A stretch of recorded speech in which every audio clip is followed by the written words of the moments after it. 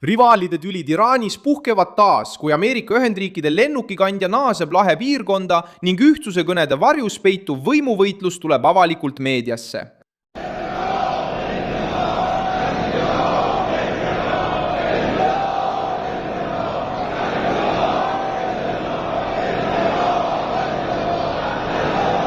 See on kättemaks. Mis on kättemaks?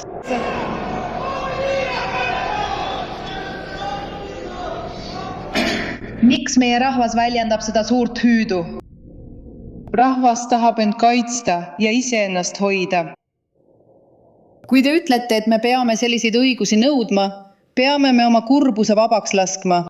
Meie rahva suurim ja väärtuslikem vara oli nende kallis juht. Praegu on selle rahva õigus kaitsta ja kaitsta seda positsiooni, seda suurt pärandit kättemaksuga. Ja vastutajate kohus on kogu seda protsessi hoolikalt jälgida. Kättemaks on rahva õigus ja vastutajate kohustus. Ühel pool on Masoud Pezeshkian, Mohammed Bagher Ghalibaf, Abbas Aragashi ja läbirääkijad, kes püüavad taastada memorandumit Washingtoniga, vähendada sõjalist survet ja takistada uut Iisraeli rünnakut. Teisel pool on Said Jalili, Peidari diivaga seotud parlamendi liikmed ja vaimulikud, kes muutsid Ali Khamenei matuse kättemaksu platvormiks. Kriis süvenes sel reedel, 10. juulil 2026. Miks? USS Abraham Naganti ja Lincolni laevastik tegutseb Araabia merel, Omaani lahe lähedal. Samal ajal märgati piirkonnas taas Ameerika Ühendriikide tankerlennukeid. Samal ajal saabusid Katari vahendajad Teherani, et püüda läbirääkimisi päästa. Trump avaldab survet lahendusele, mis hoiaks Hormuzi väina avatuna, kuid püüab vältida, et Iisrael ründaks omal käel ja hävitaks viimase diplomaatilise silla. Iraan mattis oma endise juhi, kuid ei matnud sisemist võitlust režiimi juhtimise pärast. Ameerika väed on merel, diplomaatia käib Teheranis ja süsteem ei suuda enam rääkida ühel häälel. Mis lõhestab võimu Teheranis? Miks Abraham Lincoln liigub nüüd edasi? Kuidas Trump suudab ohjeldada Iisraeli ja kättemaksu tiiba? Ma räägin sulle kohe kõigest sellest. Kui sulle meeldib selline otsekohene ja ilma keerutamiseta sisu, siis kaalu tellimist, sest siin on iga päev selliseid videoid. Ameerika Ühendriikide Mereväe Instituut kinnitas lennukikandja kohalolekut oma 7. juuli uuenduses täpset asukohta avaldamata. Sõltumatud jälgimised, mis avaldati sel reedel, näitasid liikumist põhja poole, Omaani lahe suunas. Laeva kohalolek näitab, et Washingtonil on piisavalt õhu- ja merelise jõu võimekust, et kiiresti reageerida, kaitsta mereteid ja hoida survet Teherani peal. Õhutegevus tugevdab seda arusaama. Ameerika Ühendriikide tankimislennukid on korduvalt tegutsenud Hormuzi väina ja selle läheduses asuvates piirkondades. Need lennukid pikendavad hävitajate ja luurelennukite lennuaega, kuid üksnes nende kohalolek ei avalda, milline missioon parajasti käimas on. Kõige sagedamini mainitud hüpotees on toetus mereliikluse kaitsele ja saatmisoperatsioonidele väina ümbruses, kus rünnakud kaubalaevadele tühistasid memorandumit ja viisid Donald Trumpi uute tegevuste lubamiseni Iraani sihtmärkide vastu.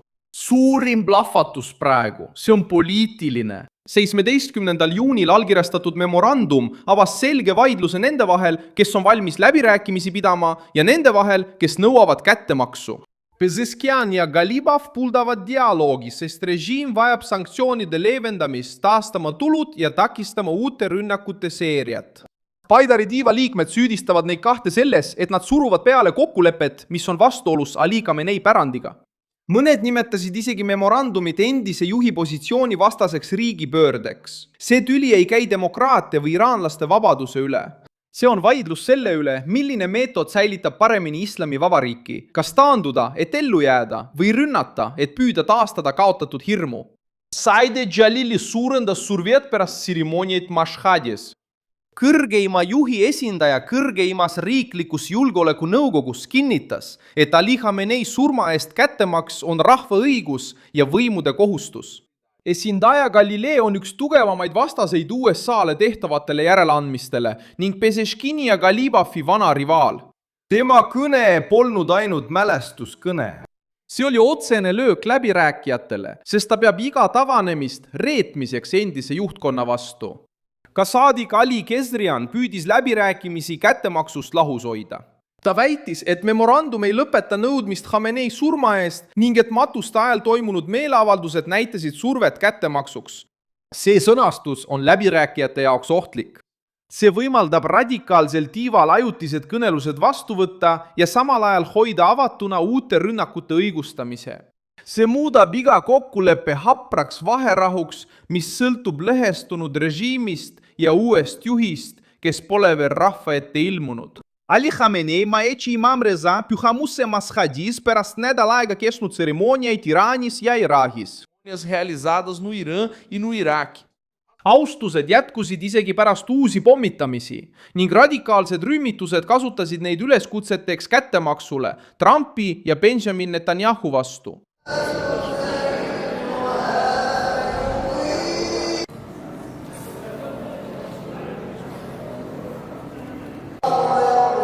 Politsei.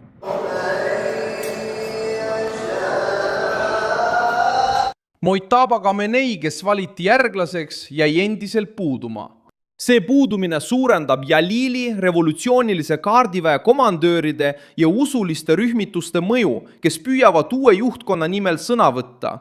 Kui radikaalne tiib õhutas matustel kättemaksu nõudmisi, saabusid Katari läbirääkijad Teherani koostöös Ameerika Ühendriikidega.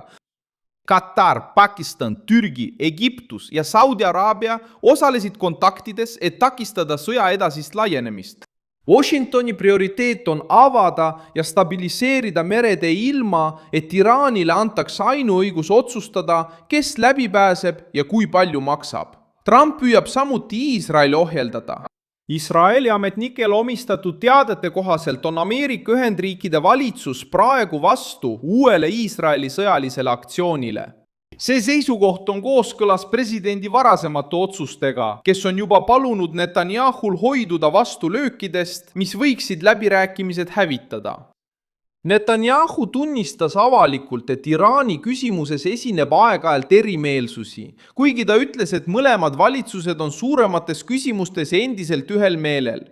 Iisrael ei usalda memorandumit ja kardab, et Teheran kasutab pausi oma vägede ümberkorraldamiseks. Washington kardab, et Iisraeli rünnak annab Iraani radikaalidele ettekäände, mida nad otsivad, et dialoogist loobuda. Teherani uued ähvardused suurendavad seda riski. Mida rohkem parlamendiliikmed ja vaimulikud räägivad vältimatust kättemaksust, seda suurem on surve Iisraelis ennetavale tegevusele. Iisraeli valitsus on juba teatanud, et on valmis Iraani uuesti ja veelgi suurema jõuga ründama, kui tuvastatakse otsene oht. See võimalus seletab, miks Trump püüab hoida Netanyahud kontrolli all, samal ajal kui ta hoiab Abraham Lincolni ja teisi jõude piirkonna lähedal.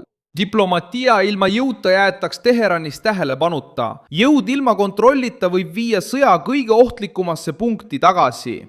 Tähelepanu jõudis ka ÜRO-sse. Kohtumisel, mida iseloomustasid verbaalsed rünnakud, nõudis Iraani esindaja Ameerika Ühendriikide suursaadikult Mike Waltzilt viisakust. Mul on ainult üks sõna. Soovitan Ameerika Ühendriikide esindajal olla viisakas. See on parem nii teile kui ka riigile, mida te esindate. Waltz lükas noomituse tagasi ja vastas süüdistades režiimi kodanike tapmises ja vangistamises, kes nõudsid vabadust. Ameerika delegaat palus sõna uueks avalduseks. Ausalt öeldes ma ei kavatse sellele veel ühe vastusega au anda. Eriti arvestades, et see esindaja on siin, selles organis, esindamas. Režiim, mis tappis 10 000 omaenda kodanikke ja vangistas paljusid teisi lihtsalt sellepärast, et nad soovisid vabadust oma türannia alt. Aitäh, härra president! Endise juhi matused lõppesid Mashhades, kuid uus juhtkond on rahva ees endiselt näota. Just selles tühimikus liigub Ameerika Ühendriikide lennukikandja ümber lahe ja vahendajad kiirustavad takistama otsust, mida ei pruugi teha ühtne juhtkond, vaid see tiib, kes suudab esimesena hirmu, tänava ja relvad enda kontrolli alla saada. Suur tänu, et vaatasite seda videot lõpuni. Toetage meie projekti ja aidake rahaliselt, kasutades ekraanil kuvatavat PIX võtmekoodi. Oleme sõltumatu kanal, mille eesmärk on hoida teid tõega kursis. Teie panus aitab meil jätkata tegutsemist.